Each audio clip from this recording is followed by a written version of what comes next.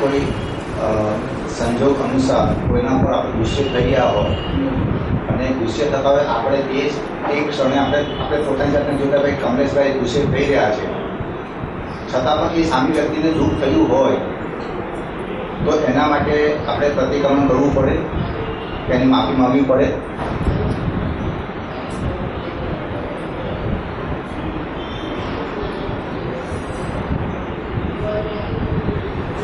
એવું છે કે તમે ભલે ગુસ્સે થઈ ગયા પણ તમે સમજણમાં શું છે એવી ના એ નિર્દોષ જ છે, ના અમારા આ હિસાબ જ છે, ના ભૂલાઈ જાય છે. હવે તમે જે કંઈ ગુસ્સે થાય છે બધું થઈને એ વખતે તમે સમજણ કઈ છે કે આને ખોટું કર્યું, આવું ના કરવું જોઈએ, એની બધી સમજણ સાથે જ ગુસ્સે થાવ છો ને.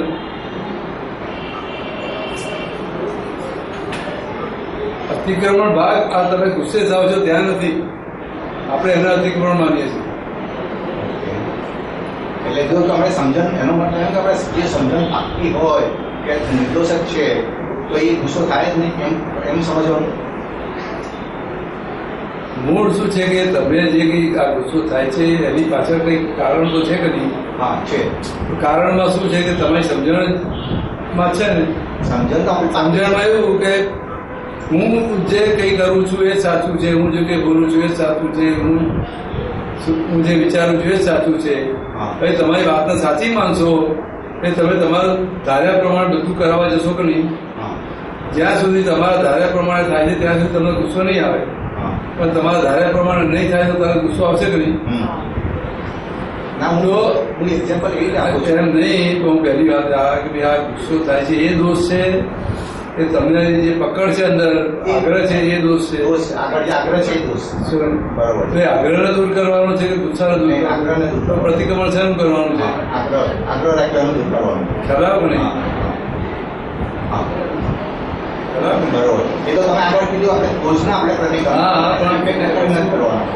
શું છે ખરાબ નહીં. ના પણ આપણે મારો પ્રશ્ન એ છે કે આપણે પૂરેપૂરી સમજણ પણ હોય પણ અમે કીધું આગળ કે આપણી સત્તામાં નથી, કોઈ આપણે કર્મ અનુસાર આપણે કંઈક ગુસ્સો થઈ ગયો હોય તો એ સંજોગોમાં એ ગમે તેવું ગુસ્સો નહીં, ગમે તેવું ખરાબ કામ થઈ ગયું. હા બરોબર છે. બરાબર. હા પણ પોતે પોતાના જે સ્વરૂપમાં સ્થિત છે તેને કઈ પ્રતિક્રમણની જરૂર નથી. બસ મારો પ્રશ્ન એ હતો. પણ તમે અત્યારના સ્ટેજમાં આ વાતને તમે ભાઈ બહુ કરતા નહીં, તમે પ્રતિક્રમણ કરી લેજો. કારણ કે આ બધી વસ્તુ એવી છે કંઈક સમજવા માટે છે, પણ એ સ્ટેજ જયારે આવશે ત્યારે એની મેળે આવીશું. આજે હું દાદાનો એક પ્રસંગ બતાવું તમને, દાદા ભગવાનની વાત કરું. અહીંયા મુંબઈમાં એક બહુ મોટા આચાર્ય મહારાજ આવ્યા, જૈન આચાર્ય હતા. એટલે ખેસીભાઈને બહુ આમ હતું કે આ દાદાની મુલાકાત થાય અને જો આ મહારાજ સાહેબ જ્ઞાન પામી જાય ને તો આખા જૈન સમાજમાં આ વિજ્ઞાન ઘૂસી જાય.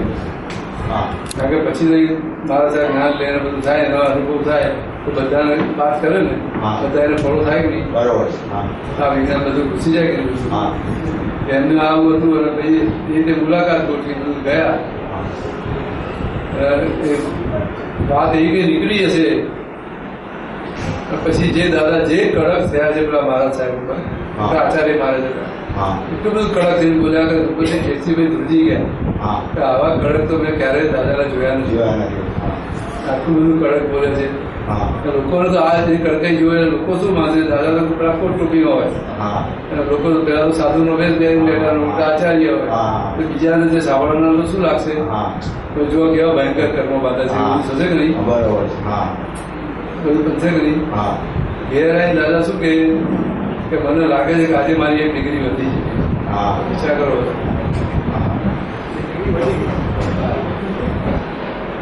દાદા 304 ડિગ્રી ખૂટે, 300 ત્યાં શું કે મારી આજે એવું લાગે છે મને એક ડિગ્રી વધી છે. એવું કેમ બોલ્યા? તમે વિચાર કરો. કઈ થાય છે? ના, એ બોલનાર નથી, એને બોલવું છે અને કેવું છે એવું નથી કેવું એવું નથી. જે સંજોગો આવે છે એની વાણી નીકળી ગઈ છે એટલા પોતે શુદ્ધ થઈ ગયા. આ કર્મના પરિણામ રૂપે આવી છે, કર્મમાંથી મુક્ત થઈ ગયા. ઓકે. ચાલો આપણી આપણું છૂટા થઈ ગયા.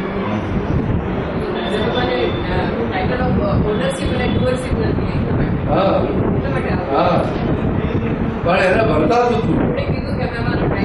આપણે આ વાત સાંભળી એ બોલીએ છીએ, હજુ સમજમાં બી આવ્યું નથી, એટલે આપણું કરવા પણ છે. એટલે ત્યાં હવે એ પ્રયોગ આપણને ના થાય. હા, બરોબર છે. બરાબર ને? જેમ જેમ સમજમાં આવશે, તમને વર્તાતું જશે, ત્યારે તમે એ દશા આપશે આપણી પણ. હા, ખરાબ ને? બરોબર છે.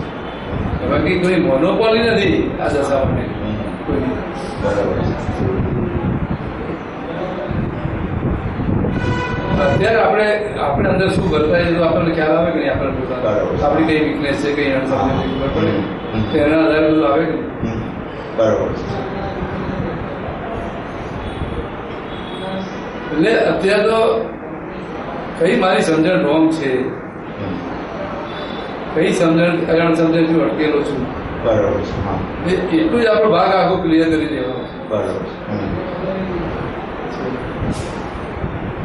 રાઈટ. શું રાઈટ? નહીં, બરોબર છે, એકદમ પરફેક્ટ. તમે ઓલું જે અગાઉ કીધું ભાઈ બીજા સ્ટેજનું તમે કીધું ને, પહેલા એક પટેલ લોકો આવતા હતા એને માફી પછી બીજા લોકો જે બરોબર છે. એ ક્યારે જ્ઞાની પુરુષની કે તીર્થંકરની વાણી ક્યારે નિરપેક્ષ હોય નહીં, ક્યારે ના હોય. બરોબર છે. એ અપેક્ષા એ સાપેક્ષ હોય. હા, એટલે કઈ અપેક્ષા આ વસ્તુ રાઈટ છે, કઈ અપેક્ષા રોંગ છે. બરોબર છે. રોંગ રાઈટમાં પડે નહીં, આ રોંગ છે આ રાઈટ છે. અમુક અપેક્ષા એ જ વસ્તુ રાઈટ બની જાય, અમુક અપેક્ષા એ જ વસ્તુ રોંગ બની જાય. બરોબર છે. નિશ્ચયવાણી ક્યારે ના હોય. એટલે પ્રત્યક્ષ જે વાણીની વાત બહુ કરીએ છીએ આપણે, કારણ કે આ જો ચોપડીમાં વાંચીએ છીએ તો એ નિરપેક્ષતા સમજાતી ના સમજાય, એટલા માટે ના સમજાય. પ્રત્યક્ષમાં એટલી મને ખબર પડે છે કે રેફરન્સ શું બરોબર સાહેબ. આજે ચડતું નથી. ઘણી બધી ક્લેરિફિકેશન આજે થઈ ગઈ. પ્રતિક્રમણનું ક્લેરિફિકેશન થઈ ગયું સર. પછી આપણે બધું 5 આજ્ઞાનું ક્લેરિફિકેશન થઈ ગયું. પ્રતિક્રમણ ક્યારે કરવા જોઈએ એનું ક્લેરિફિકેશન એકદમ ક્લિયર થઈ ગયું. ક્યારે ન કરવા જોઈએ, ના કરવા જોઈએ કે ના કરવા જોઈએ એમાં નથી, પણ અતિક્રમણ ભાગ કયો છે એટલું સમજવાનું છે. અને અતિક્રમણની ખબર પડી જાય પ્રતિક્રમણ થઈ જશે. હા, અતિક્રમણની જ ખબર નથી પડતી કે અહીંયા અતિક્રમણ છે. બરોબર. તો સાહેબ તમે છે ને 5-6 વર્ષ પહેલા એક વખત આવ્યા હતા પોલ્યુશન વગેરે, એક વખત આ શબ્દનું પ્રતિક્રમણની જરૂર નથી. બધા એટલે પ્રતિક્રમણ ભારે ચાલે, બહુ ભારે ચાલે, કોઈના મગજના દુશ્મન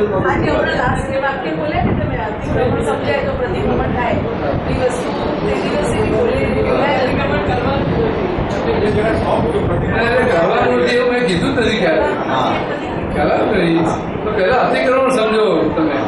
અતિક્રમણ ક્યાં છે તો પ્રતિક્રમણ એક્ઝેક્ટ થશે. નહીં તો અતિક્રમણની જ ખબર નહીં પડે, અને આપણે જે અતિક્રમણ નથી એને જ અતિક્રમણ માની લીધેલું છે, તો કેનું પ્રતિક્રમણ થશે? સરસ નીકળે કે પ્રતિક્રમણ કશું નથી, ખાલી માન્યતાનું પરિમાણ. બસ એ જ એક પ્રતિક્રમણ છે. માન્યતા બધાથી નથી. માન્યતામાંથી બહાર નીકળવું એ જ પ્રતિક્રમણ છે. આપણી સમજણ પરફેક્ટ થાય એ જ પ્રતિક્રમણ છે.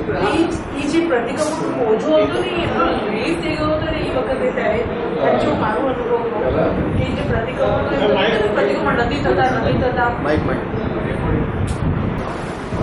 એટલે બધાને એ માન્યતા ઉભી થઈ ગયેલી કે આ પ્રતિક્રમણની ના પાડે. ના પ્રતિક્રમણ તો બેઝિક છે, મોક્ષ માર્ગનું બેઝિક છે. એટલા માટે કીધું મારું લોકોને છેલ્લા કલાકમાં લાખ પ્રતિક્રમણ પણ કઈ રીતે માન્યતા છે, લાખ કઈ રીતે માન્યતા છે થયા કરે ક્ષણે હા, એટલે આ જે પ્રતિક્રમણ કહેતા હતા ને કે મારા આટલા પ્રતિક્રમણ થાય છે, આમ થાય છે, તો મને એમ થતું હતું કે મારા તો થતા જ નથી, કોની ખબર હવે હું મારી ક્યાંક ભૂલ થાય છે. તો આ વસ્તુ જ્યારે સમજણથી ખ્યાલ આવ્યું કે અતિક્રમણને જોવાનું છે કે પેલા એ થાય છે કે ક્યાં થાય છે કે શું થાય છે, તો પછી પ્રતિક્રમણ કરવાનો એ મતલબ છે ને. એટલે કેવું છે કે બધી અવસ્થાઓમાં તમને રહે તમારા રિલેટિવ થી આ છું રિયલમાં શુદ્ધાત્મા છું એ રહ્યા કરે, પ્રતિક્રમણ થયા જ કરે છે કરી. હા, એ એટલું હવે અત્યાર સુધી જે કંઈ આપણને સંજોગ આવ્યા છે એની પ્રાપ્તિના હિસાબે હું જ મહેન્દ્ર છું એ રીતે અનંત અવતારથી ચાલ્યા છે, એક અવતાર નહીં. એના બધા પરિણામો અત્યારે આવેલા છે. શું હવે એ જે આખો અતિક્રમણ ભાગ છે, હવે આખી આ માન્યતા બદલાઈને આ બધા સંજોગોમાં હું શુદ્ધાત્મા છું, ત્યાં બધા જે કંઈ અતિક્રમણ આગળ થયેલા છે એના પ્રતિક્રમણ થઈ ગયા નહીં. હા કન્ફ્યુઝન હતું કે શુદ્ધાત્મા છું તો પછી પ્રતિક્રમણ શાના કેવી રીતના કન્ફ્યુઝન એટલે અતિક્રમણ ભાગ ક્યાં છે પહેલા સમજવું કયો અતિક્રમણ એ ભાગ તો એમાં જ્યાં પ્રતિસંપર્ક પણ તે કિસ્સામાં ક્યાં થતું નથી કે તમે જે 5 આજ્ઞા હું ડિરેક્ટલી હોવો એને છતાં પણ કરતા હો કે હું છું રિયલ છું એ પોતે જ અતિક્રમણ છે. હા અને રિયલ છે એને રિયલથી માનતો હો એ જ અતિક્રમણ છે એ જ અતિક્રમણ છે ફંડામેન્ટલ અતિક્રમણ છે. હા એ વસ્તુ કઈ એટલે તમારું પતિ આજે અહંકાર અને અભિમાનની સરસ વાત નીકળી. હા. અહંકાર અને અભિમાન એક્સલન્ટ વાત. હા આપણે છે ને અભિમાન અહંકાર સમજી ગયા. એ લોકદર્શી વાળું છે ભગવાનની દ્રષ્ટિ આખી જુદી છે. મારી સીટ ઉપરથી ઉઠી જાઓ તો અહંકાર છે. હા લ્યો. ના, હા બોલો. દાદાનું એક સૂત્ર છે આ પ્રતિક્રમણ માટે ટૂંકું છે. હું શુદ્ધાત્મા છું એ જ આલોચના એ જ પ્રતિક્રમણ અને એ જ પ્રત્યાખ્યાન હા માં બધું આવ્યું હા બોલો. સંપૂર્ણ સાર. હા બોલો. કારણ નામધારી છું આ માન્યતા વહી જાય પ્રતિક્રમણ નથી હા અને નહીતર સતત પ્રતિક્રમણ છે. બરાબર. અતિક્રમણ અહીંયા થઈ ગયું છે અને આ જ મોટામાં મોટી ભાવ હિંસા એ જ છે એટલે પોતાના સ્વરૂપની બહાર નીકળવું એ મોટા મોટી હિંસા છે. અને નહીતર તમે હિંસાના સાગરમાં અહિંસક છો એવું દાદા ભગવાને કહ્યું. હા એટલે આ જ સૌથી મોટું અતિક્રમણ છે. હા તો હું પોતાને ભૂલી ગયો. એ જ અતિક્રમણ છે. પછી બહારના જે બધા સંજોગો આવે છે ગમે છે નથી ગમતા એ બધા તો આજે ભ્રાંતિ ઉભી થઈ છે એના આધારે સંજોગો છે બધા. તમે તમારા સ્વરૂપમાં આવ્યા એટલે જે બી છે નિજરા થઈ જ રહી છે નવું બનતું નથી. એટલે નિરંતર પ્રતિક્રમણ થયા જ કરે છે કરવા નથી પડતા. કોષની ખબર પડી ગઈ હા. એ કદે તમને ખ્યાલ સમજમાં આવી ગયું ત્યારથી તમારું પ્રતિક્રમણ થઈ ગયું કહેવાય. તમે કઈ વસ્તુ બની હોય હા કોઈ કારણસર અને પછી તમને વિચાર કરો કે ના આ વસ્તુ મારી ત્યાં ભૂલ થયેલી છે મારો દોષ છે તે કદી જો સમજ પડી ગયો હોય એ જ વસ્તુ એ જ પ્રતિક્રમણ છે. બરોબર. એટલે આપણી એક વિપરીત સમજણ છે એક સમ્યક સમજણ. વિપરીત સમજણના આધારે આપણને બીજા દોષિત દેખાય છે બીજા કરતા જોઈએ છે બધું જોઈએ છે તો ત્યાં અતિક્રમણ વાત છે. સમ્યક સમજણ છે તો આ બધા સંજોગોમાં હું દોષિત છું તો સામે ઓટોમેટિક બધા નિર્દોષ થઈ ગયા નહીં. બરોબર. આ જે મને સંજોગ આવ્યો છે મારા દોષના કારણે આવેલો છે આ તમે સમજણમાં આવ્યું તો બધા આખું જગત નિર્દોષ થઈ ગયું કે નહીં. બરોબર. અને શું કીધું દાદા ભગવાને પોતાની દ્રષ્ટિ નિર્દોષ કરી જગતના નિર્દોષ જોયું. તો મને બીજાના દોષ દેખાય છે તો હું મારી દ્રષ્ટિ દોષવાળી છે અને મને મારા દોષ દેખાય છે તો મારી દ્રષ્ટિ નિર્દોષ થઈ ગઈ. બરોબર. શું એ તમારી આ જે આજ્ઞા આપણે 5 આજ્ઞા આપણે બરોબર પેટેલી હોય તો જ આપણે એ પ્રમાણે કરી શકીએ. તમે તમારી સામે બધા ખરાબમાં ખરાબ વ્યવહાર કરતા હશે કોઈ બધી લબાડી કરતા હશે ચોરી કરતા હશે કોઈના પૈસા ચૂકી લેતા હશે કોઈની મસ્કરી કરતા હશે બધું વ્યવહાર ખરાબમાં ખરાબ બધું કરતા હશે અને તમે જુઓ છો અને છતાંય તમારે એને નિર્દોષ જુઓ છો તો કેટલું જોવાશે મને કહો. નહીં જાવ. હે? આ બધા ભ્રષ્ટાચારી નેતાઓ ભેગા થયા છે આપણને ગમતું નથી છતાં આપણને પૈસા આપવા પડે છે પૈસા આપીને આપણું કામ કરાવવું પડે છે બધું જ કરવું પડે છે. મુશ્કેલ થઈ જાય. ના હવે પછી એના નિર્દોષ જોવા તો કેવી રીતે જોઈ શકશો તમે. એ કરતા આપણે મારા એ રીતે જોવા છે હે? આપણે એટલું ડેવલપમેન્ટ મારું ના ડેવલપમેન્ટ નહીં. એ આપણે જે કંઈ કરતા નથી મારા સંજોગ છે મારા સંજોગ મારી અંદર કંઈ લેણી હશે ના તો આવા બધા ભ્રષ્ટાચારી નેતાઓ બધું આખું દુનિયા એવી છે તો આવી દુનિયામાં મારો જન્મ કેમ થયો ક્વેશ્ચન થાય છે મને. આવો જન્મ મારો જન્મ અહીંયા આગળ કેમ થયો કે જ્યાં આ બધા ભ્રષ્ટાચારી ભેગા તો મેં કઈક એવા દોષ કર્યા છે માટે મારો જન્મ થયો છે ને અને એના આધારે બધા ભેગા થયા છે ને તો દોષ કોનો છે એ ભ્રષ્ટાચાર કરે છે એનો દોષ છે કે મારો છે ખ્યાલ નહીં. આ દોષ ના કરે તો મોક્ષે જતો રહ્યો જ નહીં. બરોબર. ખ્યાલ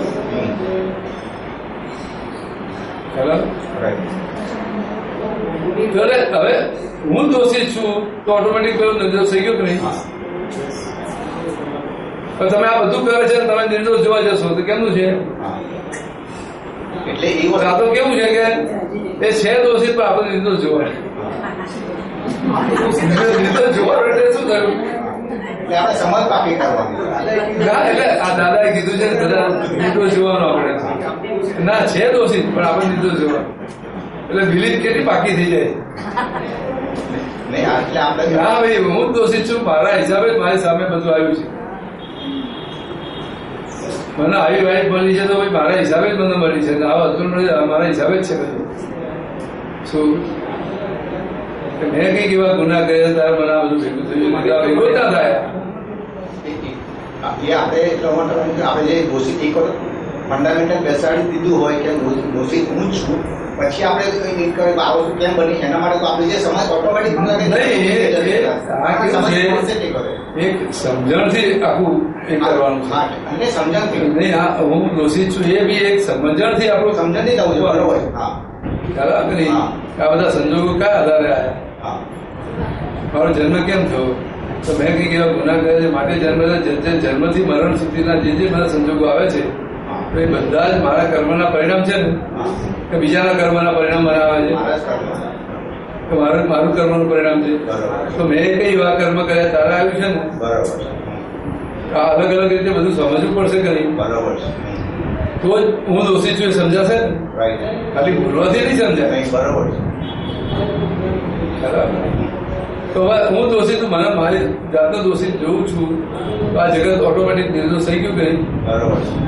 તો ખાલી જગત નિર્દોષ એવું બોલવાથી દેખાશે? સમાજથી થશે. જયારે સંજોગ આવશે ત્યારે પેલો દોષિત દેખાશે તો પણ ચાલશે જ બધા.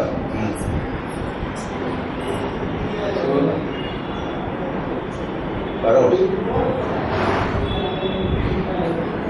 તો કેવું વિચિત્ર છે કે જ્ઞાની પુરુષે પેલા નિર્દોષ જોવાય પણ આપણા દોષિત દેખાય. બોલો. તો આ જગતને નિર્દોષ જોવું એટલે એક રીતે જગતને અકર્તા જોવાનું, એ કરતા નથી. ના, એ જોવાનું નિર્દોષ જોવાનું છે કે નિર્દોષ છે પણ એ અકર્તા સ્વરૂપે મારે અંદર ફીટ કરવાનું. અકર્તા સ્વરૂપે નહીં, તમે એ રીતે કરવા જવું નહીં થાય. ઓકે.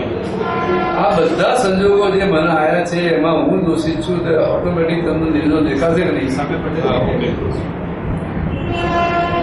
કેવું છે કે જ્યાં સુધી બે વસ્તુ છે, જ્યાં સુધી મને બીજાના દોષ દેખાય છે ત્યાં સુધી મને મારા દોષ નહીં દેખાય. ઓકે. અને મને મારા દોષ દેખાય છે તો પેલાનો સામે વાળાનો દોષ નહીં દેખાય. તો એ મારે જોવાનું ક્યાં રહ્યું? અને એને અકર્તા જોવાનું ક્યાં રહ્યું? મારા દોષ ચેપ્ટર ક્લોઝ થઈ ગયું. મારા હિસાબથી જ આવ્યું છે તો મારે એને નિર્દોષ જોવાનું ક્યાં રહ્યું? અકર્તા જોવાનું ક્યાં રહ્યું? બરાબર. અને આ બની જ રહ્યું છે તો ભાઈ કરતાની વાત ક્યાં રહી? હવે દોષ મુકુંદભાઈ નો છે એટલે મુકુંદભાઈ નો દોષ છે. હા, અને તો ભાઈ સામેના અકર્તા જોવાની જરૂર ના રહી. એના બીજા સંજોગ આવ્યો છે. એના સંજોગ જ ના આવે. આ સંજોગ આવે જ નહીં.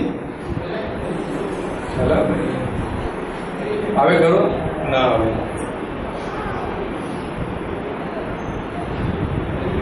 એનો સંજોગ આવે ખરો? હે?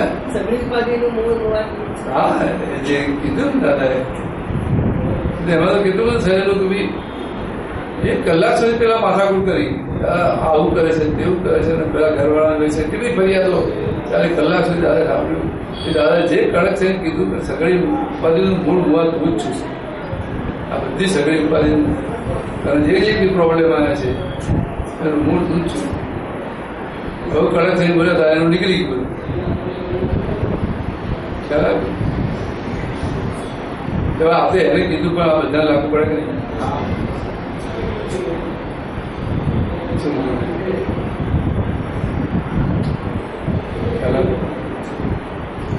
ફોકસ મારા પર જ રાખવાનું છે. હે? ફોકસ આ વિજ્ઞાન છે આપણે ખાલી મારા માટે જ વાપરવાનું છે, બીજા માટે નથી વાપરવાનું.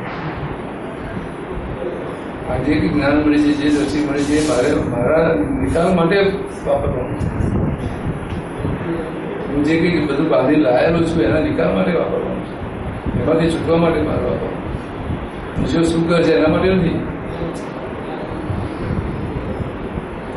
યાદવ કેવું બોલે કે બીજો એને જ્ઞાન લીધું છતાં એવું કરે ભાઈ ના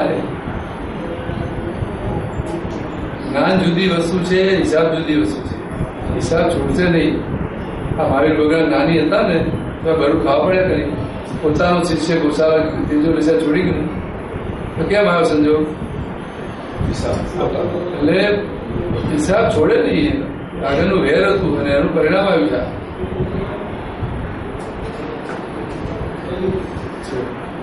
એક તો જીવનમાં થયા પછી આવ્યું. હા એ બરાબર છે. એ તો એક આશ્ચર્ય પણ ના થાય નહીં. પણ છતાં આવ્યું તો કંઈક છે ને એમને તો આવ્યું નથી. હિસાબ વગર તો આવ્યું નથી.